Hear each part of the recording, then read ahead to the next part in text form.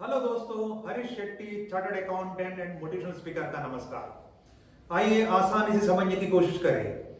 आज का हमारा टॉपिक होगा ऑब्जेक्शन हैंडलिंग का part 3।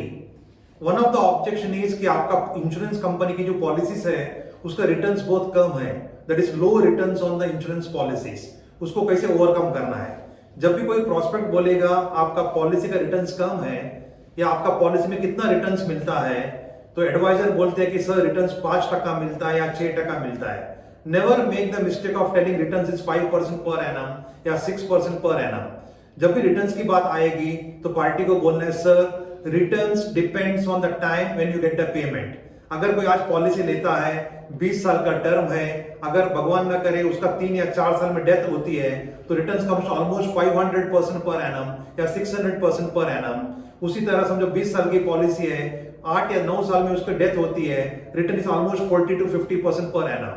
So basically to calculate returns exactly when the party gets the payment or the nominee gets the payment, so उसी तरह returns calculate होगा।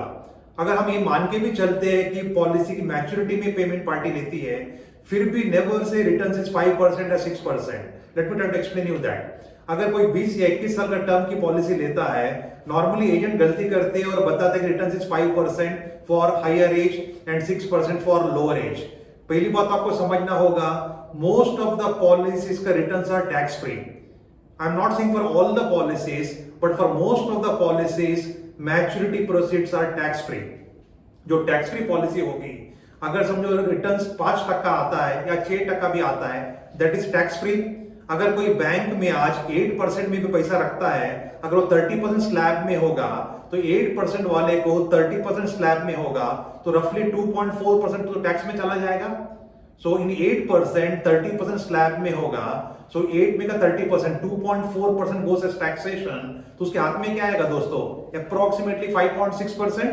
सो 5.6% after tax is as good as 8% pre tax.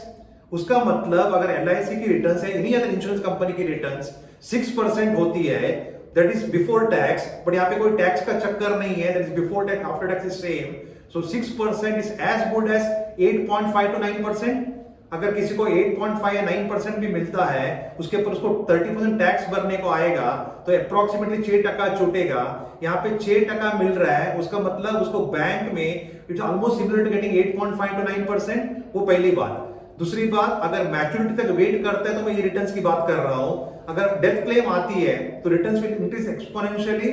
तीसरी बात, अगर returns calculate करना भी होगा, don't make the mistake of calculating the total premium paid and compare with the returns. Premium paid में आपका मॉर्टेलिटी चार्जेस भी होगा, आपका रिस्क कवर चार्जेस भी होगा। अगर कोई बंदा साल का 1 लाख रुपए प्रीमियम देता है, 20 साल में 20 लाख का प्रीमियम देता है, अगर अप्रोक्सीमेटली 45 लाख को मैच्योरिटी आती है, we make the mistake of comparing 1 lakh over a period of 20 years, 20 lakhs का पेमेंट एंड 45 lakhs का मैच्योरिटी। बट हमें समझना है कि यहाँ पे मॉर्टेलिटी चार्जेस भी होगा, रिस्क कवर चार्जेस भी होगा। तो 1 लाख का जो भी प्रीमियम होगा उसमें पहले तो आपको मॉर्टेलिटी चार्जेस निकालना होगा। ये मान के चलता हूं कि 10,000 का मॉर्टेलिटी चार्जेस है, जस्ट फॉर एग्जांपल। सो 1 लाख से आपको कंपेयर नहीं करना है। From 1 lakh premium reduce 10,000 mortality charges, so effectively is not paying 1 lakh, he is paying only 90,000।